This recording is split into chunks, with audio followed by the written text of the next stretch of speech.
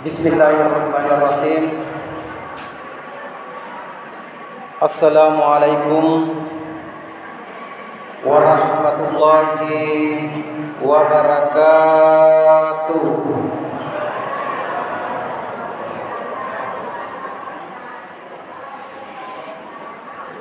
Alhamdulillahilladzi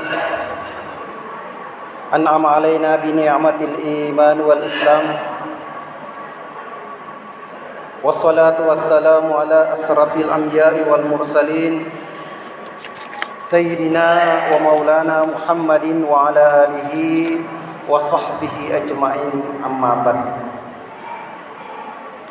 Faqala ta'ala fil Qur'anil Karim, a'udzu billahi minasy syaithanir rajim.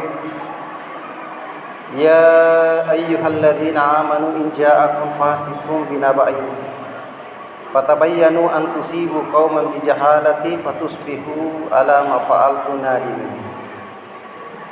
Wa qala aidan ya ayyuhalladzina amanu la yaskhar qaumun min qaumin asa ayyakunu khairan minkum wala nisa'u min nisa'i asa ayyakunna khairan minkunna. Sadaqallahul adzim wa ballaga rasulul karim wa nahnu ala zalika minasyahidin wasyakirin. Alhamdulillah, kembali kita bersyukur kepada Allah Subhanahu wa taala.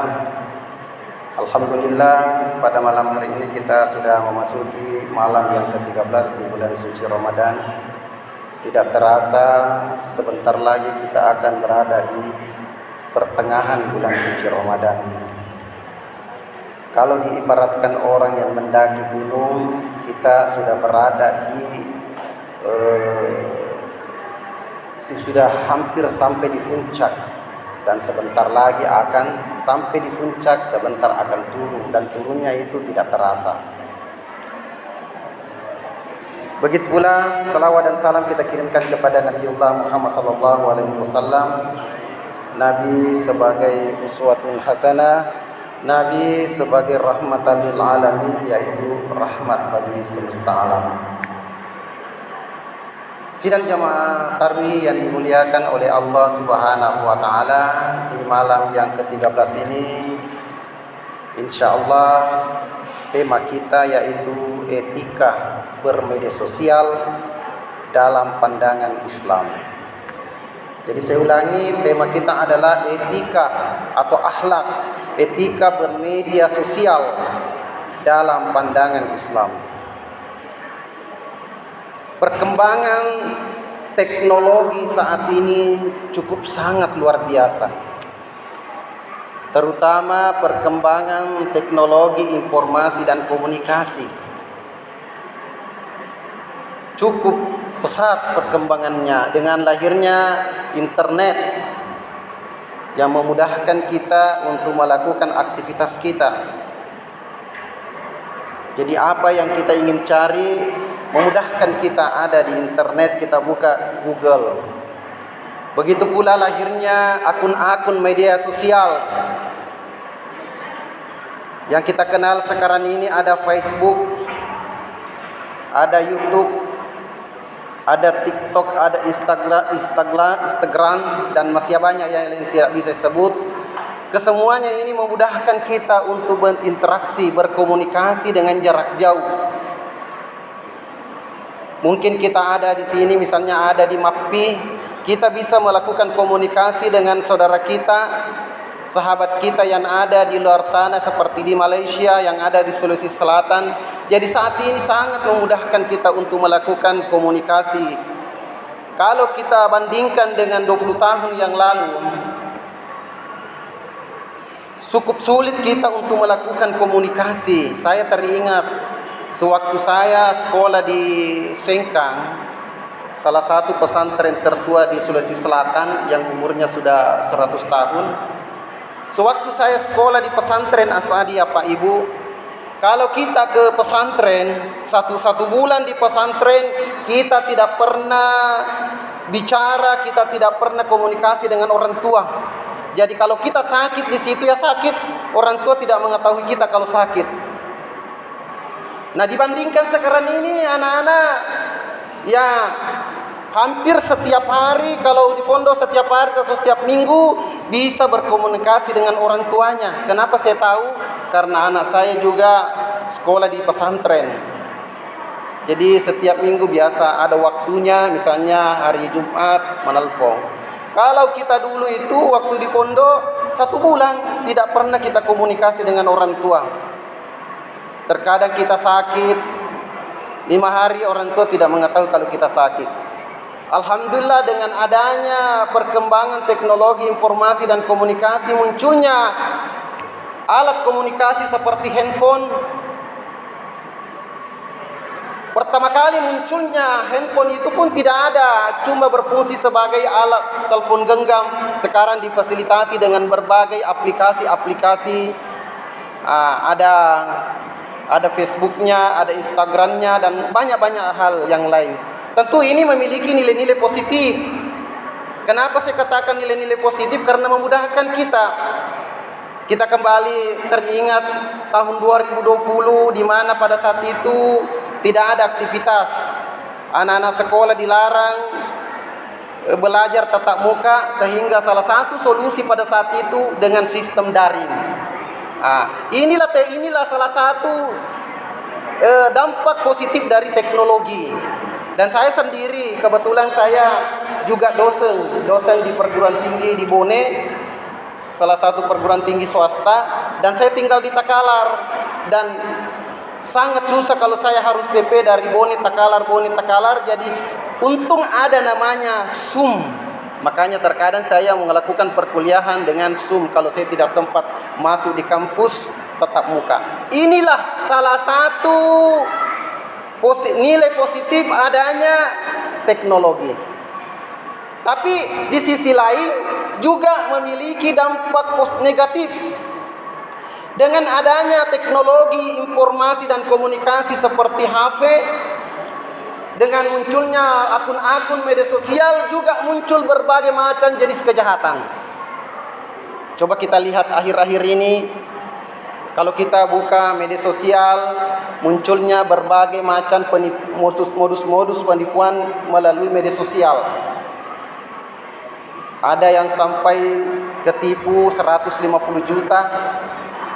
Muncul lagi ada namanya pinjaman online, pinjol dengan bunga yang cukup tinggi, dan tentu saja ini tidak sesuai dengan ajaran Islam karena itu masuk kategori riba, bahkan bukan lagi riba, melebihi lagi karena 2-3 kali lipat bahkan 4 kali lipat bunganya. Dan ini adalah dampak positif dari adanya media sosial. Dan akhir-akhir ini pun muncul berbagai isu-isu penistaan agama. Baru-baru ini muncul di Bulukumba, ada seorang gadis melakukan penistaan agama dengan memutarbalikkan ayat-ayat Al-Quran. Dan ini muncul hanya muncul akhir-akhir ini ketika munculnya era media sosial. Maka ajaran Islam, agama kita mengatur bagaimana etika kita dalam bermedia sosial, Pak. Ada aturannya dalam Islam, diatur. Itu diatur di dalam Quran surah Al-Hujurat ayat 6. Yang bunyinya, ya ayyuhalladzina amanu in ja'akum fasiqun binaba'in fatabayyanu an tusibu qauman bijahalati fatusbihu ala ma fa'altum nadimin. Hai orang-orang yang beriman, in ja'akum fasikun, apabila telah datang orang fasik membawa berita, bagaimana sikap kita? Fatabayyanu, periksa dengan teliti, supaya jangan sampai akan terkena musibah tanpa mengetahui keadaannya, sehingga menyebabkan kita menyesal atas perbuatan kita itu. Dari ayat ini Allah memperingatkan, mengatur kita ketika kita memberikan aturan, ketika kita menerima suatu berita, baik berita secara langsung diantarkan oleh seseorang, atau dalam hal ini berita yang muncul melalui media sosial seperti Facebook dan lain-lain, Facebook, Instagram dan lain sebagainya. Kita cross check dulu. Kita patabayyanu. Apa itu patabayyanu? Teliti kebenarannya. Bagaimana kita meneliti kebenarannya? Kita lihat dulu, periksa siapa yang memberikan informasi dan apa dan media apa yang mengeluarkan informasi itu. Harus kita teliti. Karena informasi-informasi sekarang ini Pak di media sosial, menurut penelitian ada ratusan bahkan ribuan konten-konten yang isinya adalah berisi kebencian dan hasut. Maka harus kita teliti. Jangan langsung ditanggapi secara positif atau langsung men-share saja. Kalau kita men-share, tujuannya kalau misalnya berita itu tujuannya adalah fitnah, baru kita share, berarti kita juga akan mendapatkan dosanya. Maka harus juga kita teliti dalam melihat konten-konten di media sosial. Karena akhir-akhir ini coba kita buka akun-akun kita, terkadang banyak konten-konten isinya adalah penghinaan, mengolok-olok, menjelek-jelekan. Padahal agama sudah mengatur kita tidak boleh menjelek-jelekkan orang, mengolok-olok orang. Di dalam Al-Quran dikatakan, ya ayyuhalladzina amanu la yashar qaumun min qaumin asa an yakuna khairun minhun wala nisa'u min nisa'i khairun asa an yakuna khairun minhunna. Hai orang-orang yang beriman, janganlah satu kaum mengolok-olok, menghina kaum yang lain. Karena boleh jadi orang yang diolok-olok itu jauh lebih mulia orang yang mengolok-olok. Artinya terkadang kita di media sosial kita menjelek-jelekkan orang, mengolok-olok, apalagi mengatasnamakan suku, etnis dan agama. Coba kita lihat di media sosial, coba pelajari media sosial, tak bisa kita lihat ada yang menjelek-jelekan, mengolok-olok, mengatasnamakan agama dan suku dan lain sebagainya. Apalagi sesama dan umat muslim, bahaya yang terjadi di media sosial. Makanya jangankan seagama, kita mengolok-olok sebeda agama pun agama melarang kita. Apalagi kita seagama. Wala nisa'u min nisa'ikun, dan janganlah kaum perempuan menghina, menjelek-jelekkan kaum perempuan yang lain, karena boleh jadi perempuan yang dihina dan diolok-olok justru lebih baik orang yang mengolok-olok. Maka etika kita dalam menerima media sosial harus kita cross check dulu, harus kita teliti kebenarannya, baru kita share, baru kita tanggapi. Kenapa sekarang akhir ini banyak muncul penipuan-penipuan di media sosial? Karena kita sendiri, kita tidak berpedoman kepada tuntunan agama ini. Apa kata agama dalam Al-Quran? Fatabayyanu, selidiki dulu. Biasa ada iming-iming bisnis di media sosial, tidak kita teliti, langsung kita mentransfer uang atau apa dan sebagainya, baru kita sadar, oh ternyata penipuan. Padahal Al-Quran sudah mengejarkan kita fatabayyanu, tabayyun, selidiki dulu kebenarannya. Ini. Kemudian yang selanjutnya di media sosial, terutama pengguna media sosial yang sering kita berkomentar, ingat agama mengejarkan kita jangan berkomentar kalau komentarnya itu adalah menyakiti orang lain. Nabi mengatakan la yu'minu man kana yu'minu billahi wal yawmil akhir falyakul khair aw liyasmut. Bukan man kana yu'minu, barang siapa beriman kepada Allah dan hari akhir, hendaklah berkata yang baik. Dalam konteks media sosial adalah berkomentar yang baik. Kalau kita tidak bisa berkomentar yang baik, kita yakin bahwa komentar saya ini bisa menyakiti perasaan orang lain, aw liyasmut, diam, tidak usah berkomentar. Disitulah tuntunan kita bermedia sosial. Kemudian selanjutnya, ketika kita memposting sesuatu di media sosial juga, terutama kalangan yang sudah berkeluarga, akhir-akhir ini muncul di media sosial berbagai macam kasus-kasus perselingkuhan. Kenapa? Karena terkadang kita sendiri yang mengundang perselingkuhan. Ibu-ibu, biasa bapak-bapak juga misalnya, ketika terjadi perselisihan dalam kehidupan rumah tangga, bikin status di media sosial, suami saya 1 minggu tidak pulang.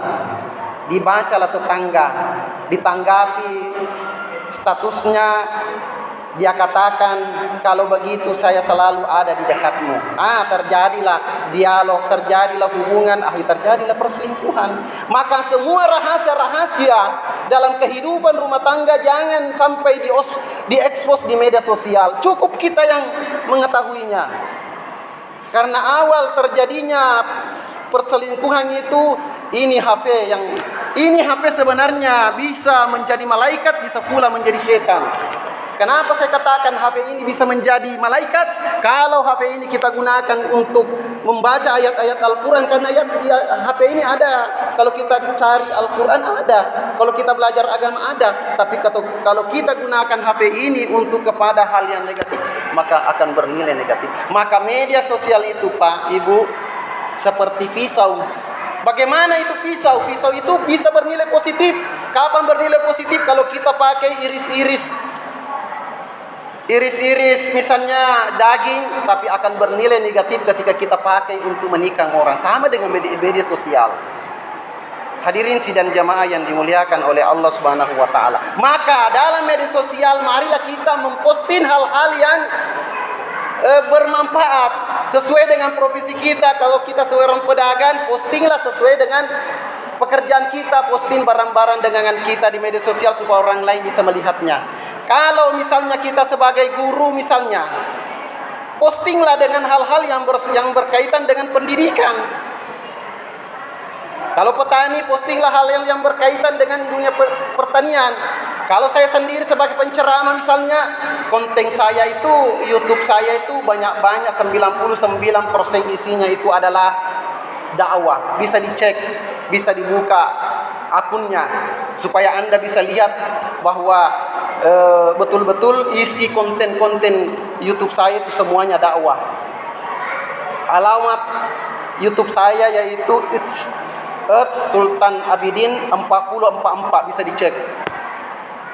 Sultan Abidin 4044, isinya itu 99% adalah dakwah.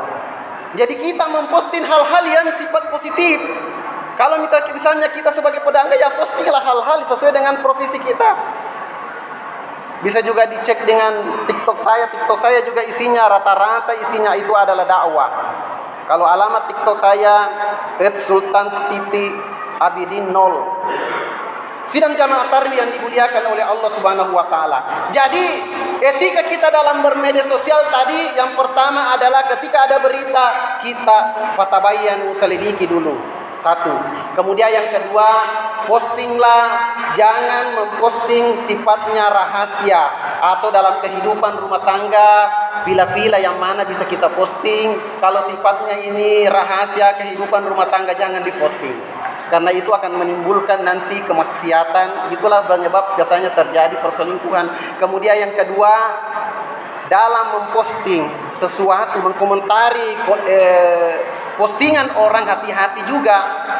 Harus ada aturannya tadi. Kalau kita tidak bisa berkomentar dengan baik, bisa menyakiti perasaan orang lain, diam, tidak usah berkomentar. Kemudian yang terakhir, selanjutnya adalah dalam bermedia sosial, postinglah sesuai dengan kebutuhan kita, apa profesi kita. Kalau pedagang, postinglah hal-hal yang berkaitan dengan yang berkaitan dengan pekerjaan kita. Artinya jadilah orang yang bermanfaat terhadap orang lain. Nabi mengatakan khairun nasi anfa'ul linnas, sebaik-baik manusia adalah yang banyak memberi manfaat sesamanya. Begitulah dalam media sosial kita juga bisa memberikan manfaat kepada sesama kita dalam era media sosial. Karena saat ini seakan-akan kita hidup di dua alam. Alam nyata dan alam dunia maya.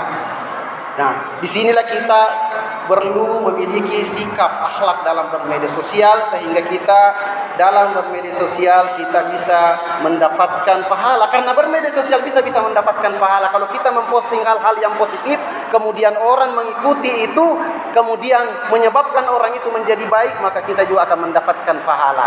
Semoga apa yang saya sampaikan ini kita bisa bijak sedikit dalam bermedia sosial, sesuai dengan tuntunan agama tadi di dalam Quran surah Al-Hujurat ayat 6, ketika menerima berita fatabayyan, selidiki dengan baik. Demikian, semoga apa yang saya sampaikan bisa menjadi pelajaran bagi kita dalam bermedia sosial. Kita bijak dalam bermedia sosial sehingga kita termasuk orang yang beruntung di dunia dan beruntung di akhirat. Demikian, hadanallahu wa iyyakum ajma'in, wabillahi taufiq wa sa'adah. Assalamualaikum warahmatullahi wabarakatuh.